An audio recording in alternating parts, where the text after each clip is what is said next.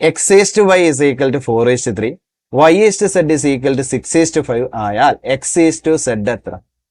നമുക്കിവിടെ തന്നത് x(y) തന്നിട്ടുണ്ട് അല്ലെ? അടുത്തതോ y(z) തന്നിട്ടുണ്ട്. ഇതിൽ നിന്ന് നമ്മൾ എന്ത് കാണുന്നു? x(y)(z) കാണുന്നു. അതിൽ നിന്ന് x(z) എത്രയാണെന്ന് എടുത്തെഴുതുന്നു. അപ്പൊ നോക്കാം, x(y) എന്ന് പറഞ്ഞാൽ 4:3 ആണ്.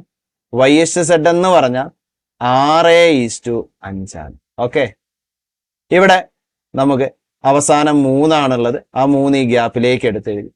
ഇവിടെ നമുക്ക് 6 ആണുള്ളത്. അത് ഇപ്പുറത്തെ ഗ്യാപ്പിലേക്ക് 6 എടുത്തെഴുതി. നമ്മൾ അതങ്ങ് ഫില്ല് ചെയ്ത് എന്നിട്ട് നമ്മൾ താഴെ ഗുണിക്കുന്നു. അതായത് 4 6 ഗുണിക്കുന്നു 24, 3 6 ഗുണിക്കുന്നു എത്രയാണ്? 18, 3 5 ഗുണിക്കുന്നു എത്രയാണ്? 18. നമ്മുടെ x(y)(z) കിട്ടി. നമ്മളോട് ചോദിച്ചത് x(z) ആണ്. അപ്പൊ നമുക്ക് 24:15 നമ്മുടെ ഓപ്ഷനിലുണ്ട് അല്ലെ? 24:15 ഓപ്ഷൻ ഡി ആണ്.